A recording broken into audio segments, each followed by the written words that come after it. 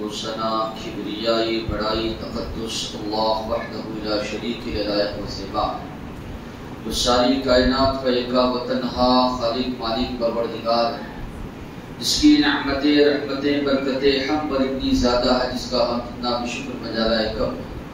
درود اور سلامتی نازل کو آخری رسول محمد رسول اللہ صلی اللہ علیہ وسلم پر، ان کے آل پر، ان کے اصحاب پر۔ محترم حضرات، اسلامی خواتین، جس مہینے سے ہمارا گزر ہو رہا ہے یہ اسلامی تاریخ کا دوسرا مہینہ ہے جس کو ماہ سفر کہا جاتا ہے۔ اللہ کے رسول صلی اللہ علیہ وسلم نے مختلف احادیث میں مختلف مہینوں کی فضیلت اللہ کے نبی نے بیان فرمائی۔ کسی مہینے کی زیادہ فضیلتیں ہیں، کسی مہینے کی کم ہیں۔ سفر کے مہینے کی کوئی فضیلت احادیث میں ہم کو نہیں ملتی، البتہ جن جن مہینوں کی فضیلت نبی کریم صلی اللہ علیہ وسلم نے بتلائی ہے، ایک مسلمان کے لیے ضروری ہے یہ کوشش اس کی ہو ان فضیلتوں کو وہ حاصل کرے تاکہ اس کی نیکیوں میں اضافہ ہو اور ساتھ ہی ساتھ میں اتباع رسول کا ثبوت بھی جو ہے وہ پیش کر سکے۔ ساتھ ہی ساتھ میں ہمارا ایمان، ہمارا عقیدہ یہ ہے، کائنات میں چاہے کوئی کتنا بڑا فلسفی ہو، کتنا بڑا آدمی ہو، سب سے بڑھ کر ہمارے نزدیک اگر کسی کی باتیں ہیں اللہ کے نبی کی بات ہے۔ چاہے کتنا بڑا فلسفی ہو یا کتنا ماہر آدمی ہو، اس کی باتیں ہمارے نزدیک اہمیت نہیں رکھتی اللہ اور اللہ کے رسول کے مقابلے میں۔ یہ عقیدے کی چیزیں ہیں، ایک مسلمان کو ذہن میں رکھنا ضروری ہے کہ ایک مسلمان کے نزدیک سب سے زیادہ مقدم اگر کسی کی بات ہے اللہ تبارک و تعالیٰ کی اور اللہ کے رسول صلی اللہ علیہ وسلم کی۔ یہ بھی ہمارا ایمان، ہمارا عقیدہ ہونا چاہیے۔ دین جو ہے اللہ کے نبی کے زمانے میں مکمل ہو چکا۔ ایک مسلمان اگر جنت حاصل کرنا چاہتا ہے، حوض کوثر سے پانی ایک مسلمان اگر پینا چاہتا ہے، آخرت کی سعادتیں مسلمان حاصل کرنا چاہتا ہے، تو یہ لازمی ہے، یہ ضروری ہے اتنے ہی دین پر عمل کرے جو نبی کریم صلی اللہ علیہ وسلم نے بتلایا ہے، جو آپ صلی اللہ علیہ وسلم نے رہنمائی فرمائی ہے۔ یہ بھی ہمارا بنیادی عقیدہ ہے۔ ساتھ ہی ساتھ بھی یہ بھی ہمارا بنیادی عقیدہ ہے، عقل جو ہے انسان کی وہ دین کے ماتحت ہے، دین سے اوپر نہیں ہے عقل۔ اگر کوئی انسان یہ کہتا ہے دین اسلام کا فلاں مسئلہ ہے جو میری سمجھ میں نہیں آتا، تو ہم یہ نہیں کہیں گے کہ دین میں نقص پایا جاتا ہے، دین میں کمی پائی جاتی ہے۔ ہم یہ کہیں گے ہو سکتا ہے اس کی عقل وہاں تک نہیں پہنچ رہی ہے، اس لیے کہ کئی ایسے مسائل ہیں جو ایک انسان جو ہے سمجھ نہیں پاتا، اس کا انکار کر دیتا ہے۔ تو ہمارا ایمان، ہمارا عقیدہ یہی ہے، عقل جو ہے دین کے ماتحت ہے، دین جو ہے عقل کے ماتحت نہیں کہ فلاں چیز مجھے سمجھ میں آ رہی ہے تو عمل کروں گا، فلاں چیز سمجھ میں نہیں آ رہی تو عمل نہیں کروں گا، یہ چیز بھی جو ہے نہیں ہونی چاہیے۔ پھر یہ بھی ہمارا ایمان عقیدہ ہے۔ دین اسلام سارے دینوں میں، سارے ادیان میں سب سے زیادہ افضل دین ہے، اور یہی دین ہے جو اب قیامت تک باقی رہنے والا ہے۔ جتنی بھی ادیان تھی، جتنی بھی شریعتیں تھی، ساری شریعتوں کو اللہ نے منسوخ قرار دیا، اور اللہ نے دین اسلام میں وہ لچک رکھی ہے۔ ہر دور میں یہ جو ہے اس کے احکامات، اس کے فرامین، اسی طرح اس کی باتیں ہر دور میں انسان کی رہنمائی کرنے والی۔ جیسے جیسے زمانہ ترقی کرتا جا رہا ہے، اسباب وسائل زیادہ بڑھتے جا رہے ہیں، دوسری جانب ہم دیکھ رہے ہیں فتنہ، فسادات، قتل و غارت گری، عریانیت، فحاشی جتنی زیادہ ہوتی جا رہی ہے اتنی زیادہ ضرورت ہے دین اسلام کی آج کے دور میں۔ اس لیے کہ اسلام ہی وہ واحد دین ہے جس کے اندر، جس کی تعلیمات کے اندر اللہ نے یہ اثر رکھا ہے کہ معاشرے سے ساری برائیوں کا خاتمہ کر سکتا۔ فتنہ ہو، فساد ہو یا عریانیت ہو، جتنی بھی چیزیں ہیں، خاتمہ اگر ہو سکتا ہے صرف اور صرف دین اسلام کے ذریعے ہو سکتا ہے۔ یہ بھی ایک مسلمان کا بنیادی عقیدہ ہونا چاہیے۔ پھر اسی طرح یہ بھی ہمارا عقیدہ ہونا چاہیے کہ اب کوئی نئی چیز کی ضرورت نہیں ہے، نئی چیز ایجاد کرنے کی ضرورت نہیں ہے۔ امام مالک رحمۃ اللہ علیہ فرماتے تھے، مسجد نبوی میں بیٹھ کر درس دیتے تھے، اگر کوئی مسلمان یا کوئی بھی آدمی دین میں کوئی نئی چیز ایجاد کرتا ہے، یہ سمجھتا ہے کہ یہ اچھی چیز ہے، اچھی بات ہے، اس پر عمل کرنا چاہیے، گویا کہ دوسرے معنی میں اللہ پر، اللہ کے نبی پر وہ الزام لگانے والا ہے۔ اللہ جو کہ شریعت کو نازل کرنے والا ہے، اللہ بھول گیا، یہ بات اس کو نازل کرنا چاہیے تھی۔ اللہ کے نبی پر الزام لگانے والا ہے، اللہ کے نبی نے اتنی بہترین بات چھوڑ دی، یہ بات آپ صلی اللہ علیہ وسلم نے نہیں بتائی۔ تو یہی معاملہ آج مسلمانوں کا ہے سفر کے مہینے کے معاملے میں۔ اسی طرح دین کے معاملے میں یہ جو تمہیدی باتیں میں نے جو بتائی، آج مسلمانوں کو دیکھیں گے قرآن و سنت میں یہ لوگ گھنگاتے نہیں، دیکھتے نہیں کہ یہ باتیں موجود ہیں یا نہیں۔ فلاں نے کہہ دی، اس کی بات مان لی، اس کے پیچھے چلنا شروع کر دیے۔ ارے اتنا بڑا آدمی غلط کہہ سکتا ہے؟ میں نے اس طرح کے کہا، اللہ اور کے نبی کی باتوں کے سامنے کسی کی بات کی ہمارے سامنے کوئی اہمیت نہیں۔ کتاب و سنت میں بات ہے، ہم مانیں گے، اور نئی چیز ایجاد کرنے کی ضرورت نہیں ہے۔ اللہ اور رسول نے، اللہ کے نبی کے زمانے میں، اللہ کے نبی کی زندگی میں اللہ نے دین کو مکمل کر دیا ہے۔ تو سفر کے مہینے کے تعلق سے بھی کئی بدعات، خرافات جو ہے آج مسلمانوں نے ایجاد کر لی ہے۔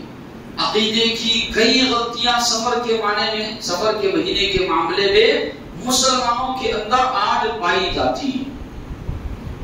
زمانے جاہلیت کا جب ہم مطالعہ کرتے ہیں، یہ بات ہمارے سامنے آتی ہے، اللہ نے 4 مہینوں کو محترم قرار دیا، یہ پہلے سے چلے آ رہے ہیں، لوگ ان کا احترام کرتے، لڑائی جھگڑا جنگ وغیرہ سب بند کر دیتے، ہتھیار کو جو ہے رکھ دیتے، سکون سے اپنے گھروں میں یہ لوگ رہتے تھے۔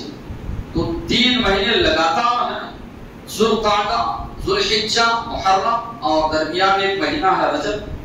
تو جب یہ 3 مہینے لگاتار ذوالقعدہ، ذوالحجہ اور محرم محترم مہینے ختم ہو جاتے، یہ لوگ لوٹ مار کرنے کے لیے نکل جاتے، گھر خالی ہو جاتے، بستیاں خالی ہو جاتی۔ اس لیے اس مہینے کا نام جو ہے سفر جو ہے رکھا گیا، اس لیے کہ لوگ گھروں کو خالی کر کے جاتے تھے، جبکہ اسلام نے ان چیزوں کا خاتمہ کیا۔ پھر ساتھ ہی ساتھ میں عرب کے لوگ کئی چیزوں کو منحوس سمجھتے تھے، مہینوں میں سفر کے مہینے کو وہ لوگ منحوس سمجھتے تھے، یا اسی طرح دنوں میں بدھ چہارشنبہ جس کو کہا جاتا ہے، اس کو یہ لوگ جو ہے منحوس سمجھتے تھے، اور کئی ایسی چیزیں ان کے درمیان رائج تھی۔ پرندے کو اگر سفر پر نکلنا ہوتا، پرندے کو وہ لوگ اڑاتے، سیدھی جانب اڑتا، سفر پر نکل پڑتے، بائیں جانب اگر پرندہ اڑ کر جاتا،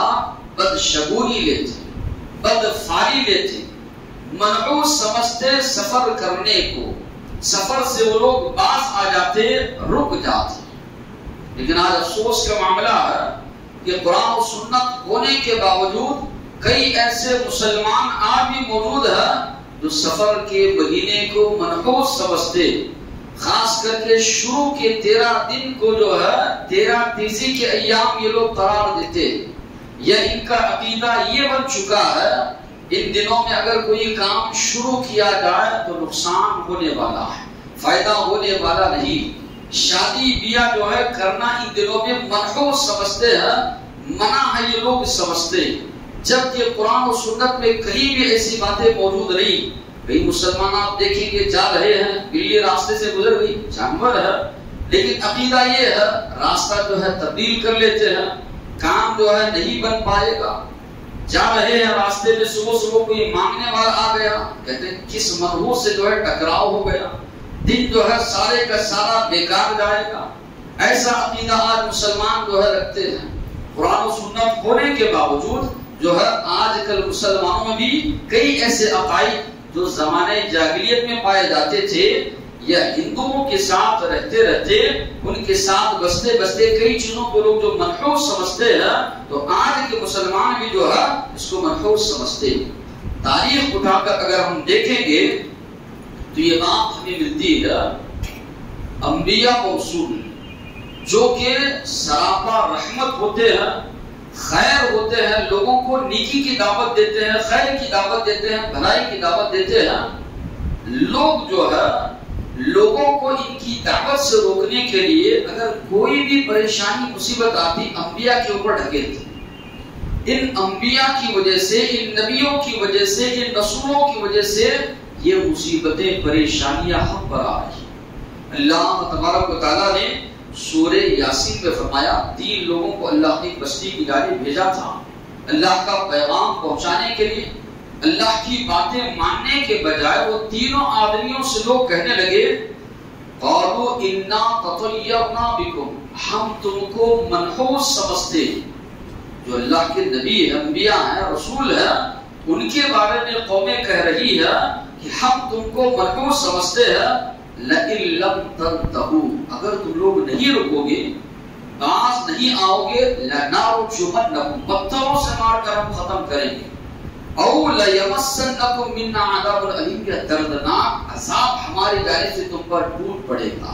اسی طرح اللہ تبارک و تعالیٰ نے فرمایا صالح علیہ السلام کی قوم کے بارے میں، ان لوگوں نے صالح علیہ السلام سے کہا، حالانکہ ہم جب پڑھتے ہیں صالح علیہ السلام کے بارے میں جو بھی ان کی قوم کا مطالبہ تھا وہ سارے مطالبات پورے کیے گئے۔ معجزہ ان لوگوں نے جو مانگا، پہاڑ پر جو چٹان ہے وہ چٹان پھٹے اور اس میں سے ایک اونٹنی نکل آئے، وہ اونٹنی بھی حاملہ ہو، ہمارے سامنے وہ بچہ جنے، تب جا کر ہم آپ پر ایمان لانے والے ہیں۔ یہ سارے مطالبات اللہ نے پورے کیے، اس کے باوجود بھی یہ لوگ صالح علیہ السلام پر ایمان نہیں لائے۔ کہنے لگے قالوا طیرنا بک وبمن معک، آپ اور آپ پر جتنے لوگ ایمان لائے ہیں ہم ان کو جو ہے منحوس سمجھتے ہیں۔ تو صالح علیہ السلام نے جواب دیا طائرکم عند اللہ، تمہارا منحوس سمجھنا یہ اللہ کے پاس ہے۔ اسی طرح انبیاء اکرام جو ہے جواب دیتے تھے۔ موسیٰ علیہ السلام کے بارے میں اللہ نے کہا فَإِذَا جَاءَتْهُمُ الْحَسَنَةُ، موسیٰ علیہ السلام کی قوم کو جب بھی کوئی اچھائی ملتی، نعمتیں ان کو ملتی، اچھے حالات ان پر آتے تو کہتے لنا ہادی، ہم اس کے قابل، یہ ہمارے مقدر کا ہے جو ہمیں مل رہا ہے، یہ ہماری وجہ سے یہ اچھائیاں آ رہی۔ وَإِن تُصِبْهُمْ سَيِّئَةٌ، اگر انہیں کوئی پریشانی آتی، مصیبت ان پر نازل ہوتی، یطیروا بموسیٰ ومن معہ، یہ بدشگونی لیتے، منحوس سمجھنے لگتے موسیٰ علیہ السلام اور موسیٰ علیہ السلام کے ساتھیوں۔ اللہ نے کہا الا انما طائرهم عند اللہ، ان کی جو نقوست ہے یا مصیبت پریشانی جو آ رہی ہے، اللہ نے کہا وہ اللہ کی جانب سے ہے، لیکن اکثر لوگ نہیں جانتے۔ اہل مکہ نبی کریم صلی اللہ علیہ وسلم یا اسی طرح آپ صلی اللہ علیہ وسلم پر جتنے لوگ ایمان لے آئے تھے صحابہ کرام کے بارے میں کہتے وَإِن تُصِبْهُمْ سَيِّئَةٌ يَقُولُوا هَٰذِهِ مِنْ عِندِكَ، اگر کوئی مصیبت نازل ہوتی کہتے اے محمد صلی اللہ علیہ وسلم یہ آپ کی وجہ سے ہم پر پریشانی آ رہی ہے۔ اللہ نے جواب دیا قُلْ كُلٌّ مِّنْ عِندِ اللَّهِ، جو بھی چیز بندوں پر آتی ہے، چاہے مصیبتیں ہو، پریشانیاں ہو، نعمتیں ہو، یہ ساری چیزیں اللہ تبارک و تعالیٰ کی جانب سے نازل ہوتی۔ تو معلوم یہ ہوا نہ کوئی دن منحوس ہے، نہ کوئی مہینہ منحوس ہے، نہ ہی کسی انسان کو منحوس سمجھنا یا بدفعلی لینا یہ اسلام میں جائز جو ہے نہیں ہے۔ ہمارا ایمان، ہمارا عقیدہ کیا ہونا چاہیے؟ قرآن مجید نے وہ عقیدہ جو ہے بیان کیا کہ اللہ تبارک و تعالی جو اس کائنات کو وجود بخشنے والا ہے، جو اکیلا تنہا اس کائنات کا خالق بھی ہے، مالک بھی ہے، مدبر بھی ہے، ہمارا ایمان عقیدہ یہ ہونا چاہیے وہ اکیلا ہے جس کے ہاتھ میں نفع و نقصان ہے، وہی ہے جو نفع پہنچا سکتا ہے یا نقصان پہنچا سکتا ہے۔ اللہ تبارک و تعالیٰ نے فرمایا قل اے محمد صلی اللہ علیہ وسلم آپ کہیے لا املک لنفسی نفعا ولا ضرا، میں اپنے آپ کے لیے نہ نفع کا مالک ہوں نہ نقصان کا مالک ہوں الا ماشاء اللہ، مگر اتنا ہی جتنا اللہ چاہے۔ غور کرنے کا مقام ہے اللہ کے نبی جن کا مقام مرتبہ اللہ کے بعد سب سے بلند ہے، ان سے کہا جا رہا ہے کہ آپ کہیے لا املک لنفسی نفعا ولا ضرا، میں اپنے آپ کے لیے نہ فائدہ پہنچا سکتا ہوں نہ نقصان، مگر اتنا ہی فائدہ پہنچا سکتا ہوں، اتنا ہی نقصان پہنچا سکتا ہوں جتنا کہ اللہ نے میرے مقدر میں لکھا ہے۔ معلوم یہ ہوا لوگ یہ اہل غروں کے سامنے جو جاتے ہیں وہ کیا کسی کو فائدہ یا نقصان پہنچا سکتے ہیں جب اللہ کے نبی کو اللہ نے اختیار نہیں دیا۔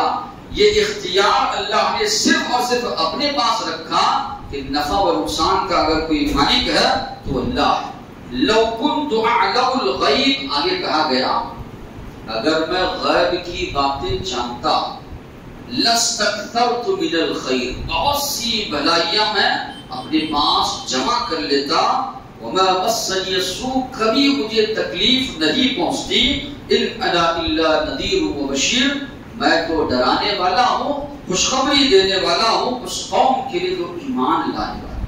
تو عقیدے کی بنیادی باتیں بتائی گئی، کہا گیا کہ میں غیب کو جاننے والا نہیں، یہ بھی بڑا اہم مسئلہ ہے۔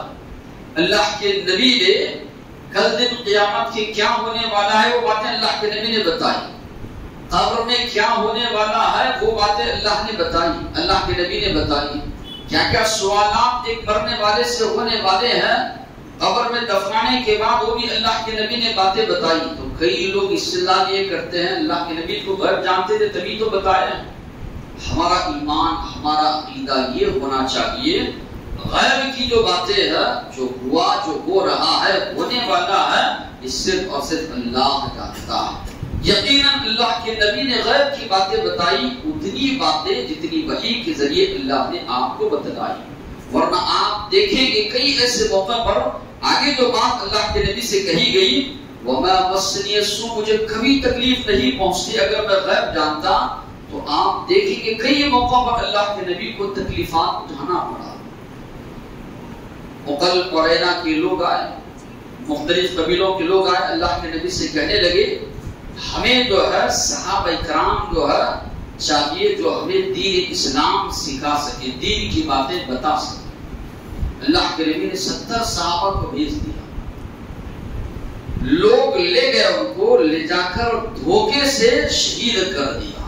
سوال یہ اگر اللہ کے نبی کو معلوم ہوتا تو کہ اللہ کے نبی ان کے ساتھ 70 صحابہ کو بھیج دے؟ کبھی آپ صلی اللہ علیہ وسلم نہیں بھیج سکتے۔ اللہ کے نبی غزوہ خیبر کے موقع پر بیٹھے ہیں کھانے کے لیے، ایک عورت نے زہر ملا ہوا گوشت لا کر رکھ دیا، اللہ کے نبی بھی منہ میں ڈال دیے، صحابہ کرام بھی جو ہے ایک دو صحابہ کھا لیے اور وفات بھی ہوئی۔ اللہ کے نبی اخیر تک اپنے سینے میں اس کی تکلیف محسوس کرتے تھے اس زہر کی۔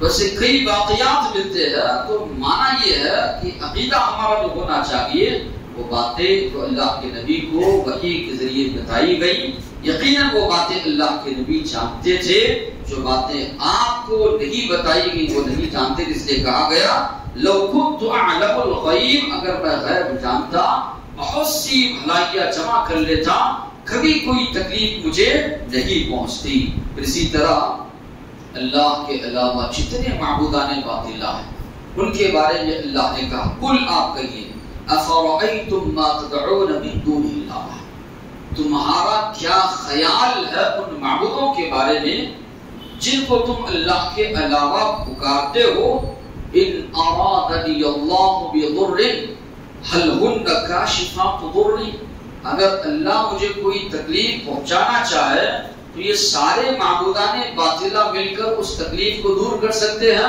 नहीं कर सकते। औ अरादनी बिरहमा, या अल्लाह मुझ पर रहम और करम का मामला करना चाहे, हल हुन्न मुमसिकात रहमती, क्या वो अल्लाह की रहमत को रोक सकते हैं? तो जवाब यही होगा, वो नहीं रोक सकते। कुल, आप कहिए जब वो माबूदाने बातिला ये कर ही नहीं सकते, हस्बी अल्लाह, मेरे लिए अल्लाह काफी है, अलैहि यतवक्कलुल मुतवक्किलून, उसी पर भरोसा करने वालों को भरोसा करना चाहिए। अल्लाह ने सूरह तौबा में फरमाया, कुल, आप कहिए लन युसीबना इल्ला मा कतबल्लाहु लना, हमें उतना ही मुसीबत या परेशानी आ सकती है जो अल्लाह ने हमारे मुकद्दर में लिखा है। वअलल्लाहि फल्यतवक्कलिल मुमिनून, अल्लाह पर ही मोमिनों को भरोसा करना चाहिए। अल्लाह के नबी ने नसीहत करते हुए फरमाया सहाबा से, वअलम, जान लो, अन्नल उम्मत लव इस्तमाअत, अगर सारी उम्मत इस बात पर जमा हो जाए किसी को नुकसान पहुंचाने के लिए, उतना ही वो नुकसान पहुंचा सकते हैं जितना अल्लाह ने लिख दिया है। सारी उम्मत मिलकर भी अगर किसी को नुकसान पहुंचाना चाहे या फायदा पहुंचाना चाहे, उतना ही पहुंचा सकते हैं जितना अल्लाह ने उनके मुकद्दर में लिखा है। तो ये सारी आयतें, इसके अलावा और भी बहुत सी आयतें अहादीस में ये बात एक मुसलमान को बताई गई। नफा या नुकसान का मानी, किसी को फायदा पहुंचाना, किसी को नुकसान पहुंचाना सिर्फ और सिर्फ अल्लाह के इख्तियार की चीज है। एक मुसलमान को दुआ अल्लाह ही से करनी चाहिए। वक़ीनी शर्र मा क़दैत, अल्लाह जो भी तेरा बुरा फैसला है उन बुरे फैसलों से तो हमें महफूज रख, बचा के रख। जो भी नुकसान तूने हमारे मुकद्दर में लिखा है उस नुकसान से अल्लाह तो हमें महफूज रख। ये एक मुसलमान का अकीदा होना चाहिए। न ये कि लीमू घर में लटकाए या झंडा लटकाए, ये समझे जब तक इसका साया हम पर पड़ रहा है कोई नुकसान नहीं होगा। गले में जो है ताबीज लटकाए, गाल पर जो है काला टीका लगवाए, हाथ पर काली डोरी बांधे, या इसी तरह बिल्ली वगैरह गुजरे, महीने को मनहूस समझ रहा है। अजीब मामला है मुसलमान का। किताब और सुन्नत की तालीमात इतने वाज़े होने के बावजूद भी इतनी नई जिहालत आज मुसलमानों के अंदर पाई जाती है। अफसोस का मुकाम है। ये वो कौम जिसको बर्पा किया गया लोगों की रहनुमाई करने के लिए। ईमान किसका नाम है? कि इंसान एक मुसलमान मजबूत ईमान वाला होता है। तवक्कुल परस्ती, शक व शुबा या इसी तरह वहम व गुमान ये हमारे अंदर नहीं होता। ये मुशरिकाना जो कौमें होती है जिनकी दिलों में अल्लाह का डर खौफ नहीं होता, सांप से डर जाते हैं या इसी तरह दीगर चीजों से डरते हैं, तो ये तवक्कुल परस्ती या इसी तरह शुकूक व शुबहात उस कौम के अंदर होती है जो कौम अल्लाह पर ईमान रखने वाली नहीं होती, मखलूकात की इबादत करने वाली होती है। अल्लाह ने जिन चीजों को पैदा किया है उन चीजों की इबादत करने वाली जो मखलूकात है उनके अंदर ये तवक्कुल परस्ती या डर है। एक मुसलमान ईमान का नाम क्या? ईमान किस बात का नाम है? कि अल्लाह पर हमारा पूरा यकीन हो, कामिल मुकम्मल यकीन हो, अल्लाह की जात पर हमारा भरोसा हो, तवक्कुल अल्लाह की जात पर हो। एक मुसलमान फला चीजों से डरता नहीं, उसके अंदर तवक्कुल परस्ती या शुकूक व शुबहात नहीं होते, उसका ईमान मजबूत होता है, उसका ईमान जो है मजबूत होता है। और यही होना चाहिए कि अल्लाह तबारक व तआला पर हमारा जो है ईमान काबिल मुकम्मल हो। और ये शिर्क की सबसे बड़ी जो है खामी कभी है, या इसी तरह मुशरिक के लिए सबसे बड़ी जिल्लत है, उसके दिल में सबका जो डर आ जाता है, अल्लाह का डर खौफ खत्म हो जाता है, अल्लाह की अजमत उसके दिल से खत्म हो जाती है। दीगर जितनी चीजों की वो इबादत कर रहा है उनकी अजमत उसके दिल में आती है। एक मुवहिद जो अल्लाह पर ईमान रखने वाला है उसके दिल में डर सिर्फ और सिर्फ अल्लाह का होता है। अजमत किबरियाई बड़ाई उसके दिल में होती है तो सिर्फ और सिर्फ अल्लाह तबारक व तआला की होती है। इसलिए कि कायनात में जितनी भी चीजें हैं वो अल्लाह के मातहत हैं, उसी का डर खौफ होना चाहिए।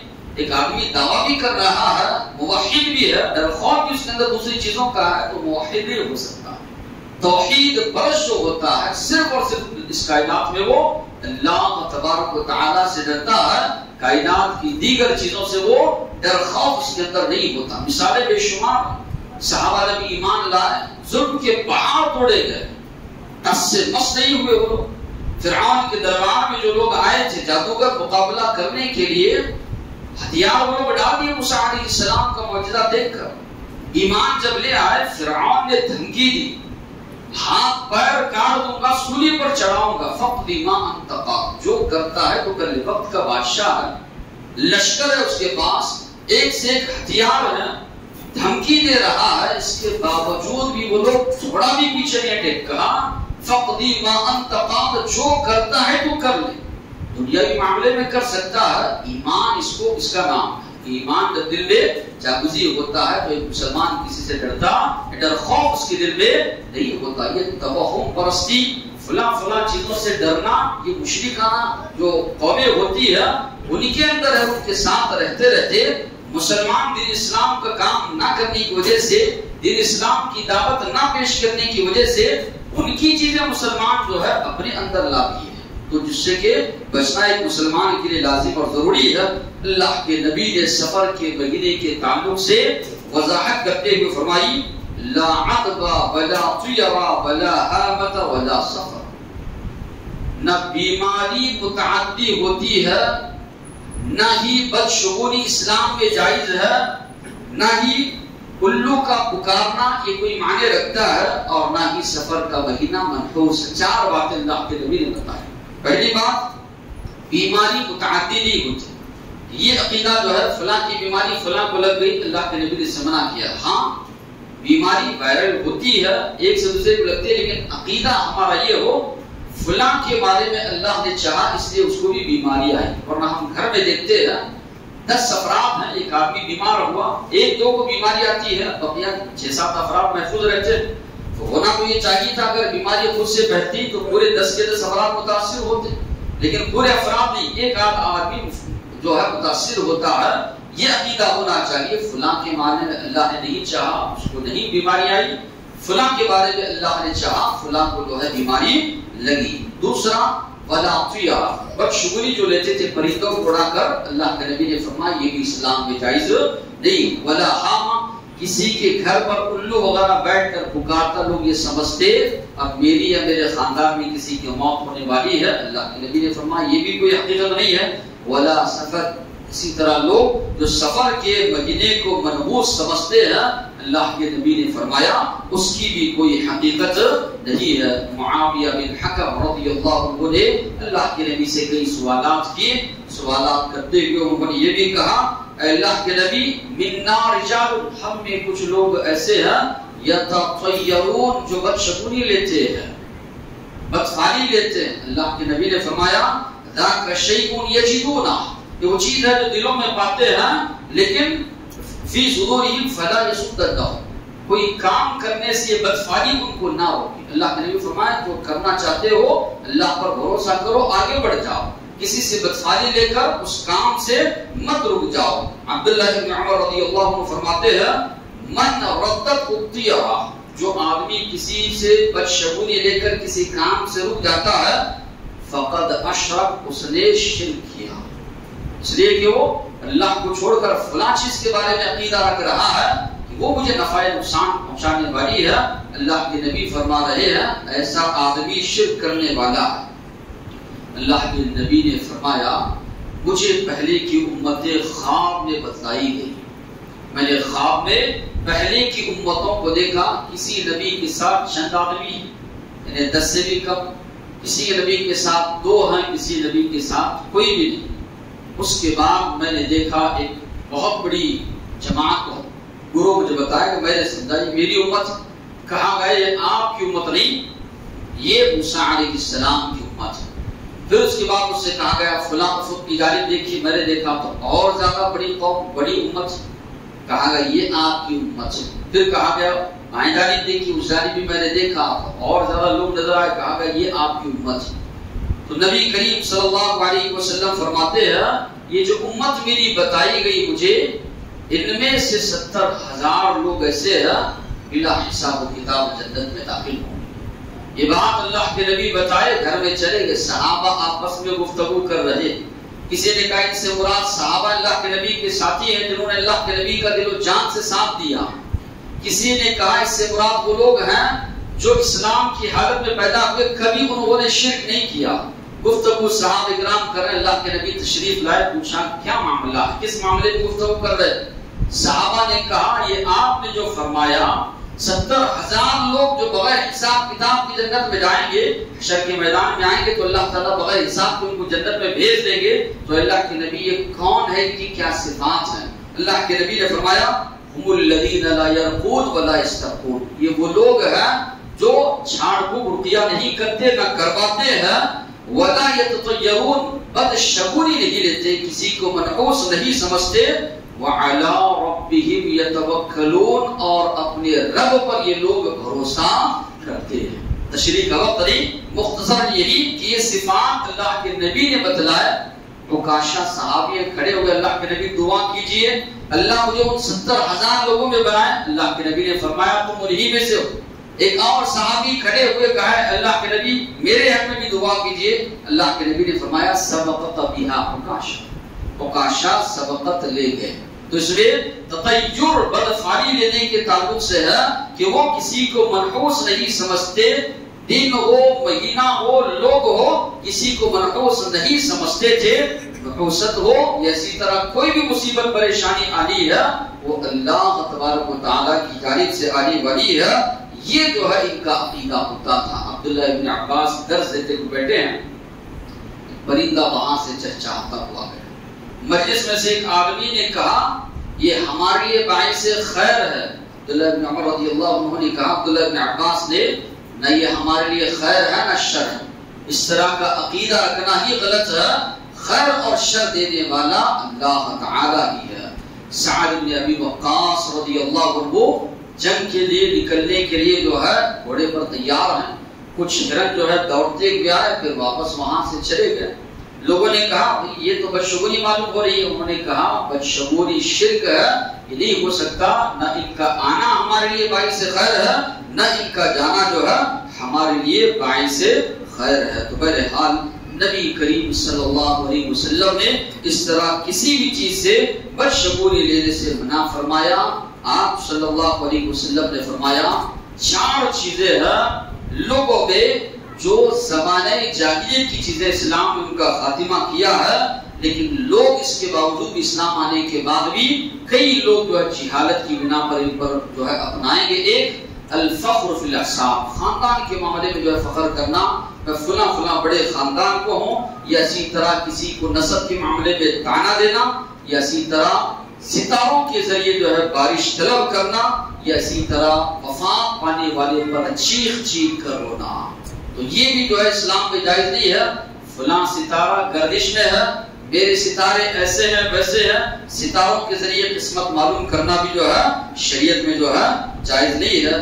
اسی طرح کاہن ہے، عراف ہے، یہ کل کیا ہونے والا بتاتے ہیں، کئی جگہ ان کو جو ہے پاپس کہا جاتا ہے، کئی جگہوں پر جو ہے رابٹ وغیرہ جو کہا جاتا ہے۔ تو یہ لوگوں کے پاس اگر کوئی مسلمان جاتا ہے، اللہ کے نبی نے فرمایا من اطاع عرافا او کاہن، جو کوئی مسلمان کسی عراف یا کاہن کے پاس جاتا ہے، سوال کرتا ہے، اللہ کے نبی نے فرمایا یہ اتنا بڑا جرم ہے 40 دن کی اس کی نماز قبول نہیں ہوتی۔ اگر کوئی جاتا ہے، اس کی بات سنتا ہے، اس کی بات کو سچ مانتا ہے، اللہ کے نبی نے فرمایا وہ دین اسلام سے خارج ہو جائے گا، کفر کی طرف جائے گا، اس شریعت کا وہ انکار کرنے والا ہے جو محمد صلی اللہ علیہ وسلم لے کر آئے۔ کئی لوگ اس مہینے کے آخر میں آخری چہارشنبہ جس کو کہا جاتا ہے آخری بدھ، یہ تصور لوگوں میں ہے۔ اللہ کے نبی شفایاب ہوئے تھے، گھاس پر اللہ کے نبی چلے تھے، میٹھا اللہ کے نبی نے کھایا تھا، یہ سارے تصورات بھی غیر اسلامی۔ جبکہ اسلامی تاریخ اگر آپ پڑھیں گے، اللہ کے نبی کی مرض کا آغاز، بیماری کی شروعات ہی آخری چہارشنبے سے ہوئی۔ یہ دشمنان اسلام کی سازش ہے کہ جہاں سے اللہ کے نبی کی بیماری کا آغاز ہوا، شروعات ہوئی، جس بیماری میں اللہ کے نبی دنیا سے چلے گئے، وفات پا گئے، اس کو جو ہے تاریخ کو توڑ مروڑ کر اس انداز سے پیش کیا گیا کہ لوگ جو ہے خوشی مناتے ہیں، تفریح کے لیے ادھر ادھر نکلتے ہیں، یا کئی لوگ جو ہے چنے وغیرہ ابال کر جو ہے تقسیم کرتے ہیں، کئی جگہ جلوس وغیرہ بھی آج کل جو ہے نکالا جا رہا ہے، تو یہ ساری کی ساری چیزیں اسلام سے کوئی تعلق رکھنے والی نہیں ہے۔ اللہ کے رسول صلی اللہ علیہ وسلم نے ان ساری چیزوں سے منع کیا ہے۔ ایک مسلمان کے لیے لازمی ہے، یہ ضروری ہے دیکھیں کہ اللہ نے کیا فرمایا ہے، اللہ کے نبی کا کیا حکم ہے، اسی میں اس کے لیے کامیابی اللہ سے دعا ہے۔ اللہ تعالی مسائل کو سمجھنے عمل کرنے کی توفیق عطا فرمائے۔ الحمد للہ رب العالمین۔